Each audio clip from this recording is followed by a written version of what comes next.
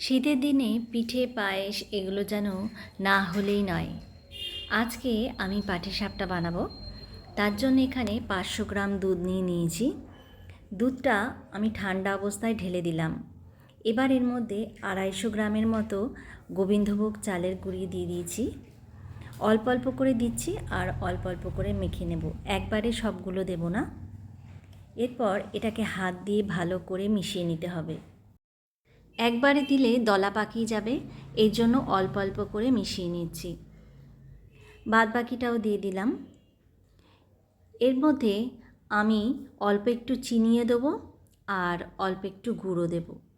এই জন্য অল্প একটুখানি প্রায় 1 হাতা পরিমাণ আমি একটু চিনি নিয়ে নিচ্ছি। সেই চিনিটাকে এর মধ্যে দিয়ে ভালো করে মিশিয়ে নেব।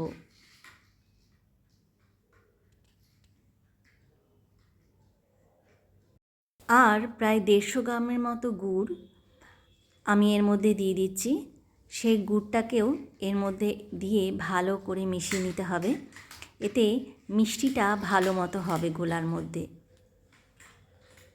গুড়টা একটু স্ম্যাশ করে নিচ্ছি যাতে মিশাতে সুবিধা হয়। ভালো করে ব্যাটারের মধ্যে মিশিয়ে নিয়ে এর মধ্যে আমি 1 চিমটে পরিমাণ একটু নুন দিচ্ছি, স্বাদটা যাতে একটু ব্যালেন্স হয় সেই জন্য। আপনারা চাইলে নাও দিতে পারেন।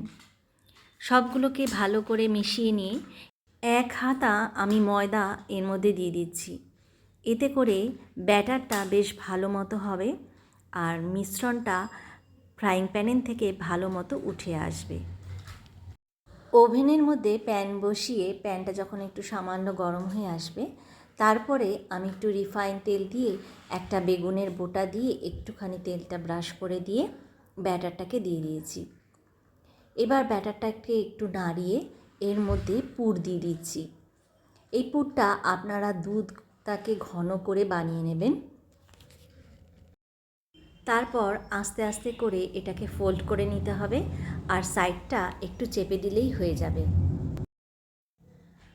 ক্ষীরটা যে কোনোভাবে বানানো যায়, এর মধ্যে নারকেলও দিতে পারেন বা দুধটাকে একটু ঘন দিয়ে সামান্য একটুখানি মিল্ক পাউডারও দিতে পারেন। সেগুলো দিয়ে পুরটাকে বানিয়ে এর মধ্যে ভরে দিলেই হয়ে যাবে। পাটিসাপটার ব্যাটারটা তৈরি করাই হচ্ছে সবথেকে কঠিন কাজ। সেই জন্য আমি ব্যাটারটা কী করে বানাতে হবে সেটাকেই দেখিয়েছি ভালোভাবে। আর এই ব্যাটারটা ভালোভাবে বানাতে পারলে পাটিসাপটাটা খুব সহজেই উঠে আসবে।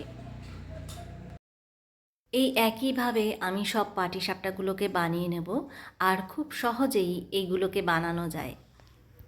আপনারা চাইলে একটা কন্টেনারের মধ্যে এটাকে স্টোর করে কয়েকদিন রেখে খেতে পারেন। শীতের দিনে একটা দুটো পিঠে পায়েস না হলে যেন আমাদের হয় না। তাই ভাপা পিঠে, তারপরে পুলি পিঠে, পাটিসাপটা এগুলো বাঙালিদের খুবই প্রিয়। রেসিপিটা কীরকম হয়েছে অবশ্যই কমেন্ট করে জানাবেন। আবারও নতুন নতুন রেসিপি নিয়ে আপনাদের সামনে হাজির হয়ে যাব। আজকের মতো এখানেই বিদায় নিচ্ছি। সবাই ভালো থাকবেন। Tata, tata, bye bye and take care.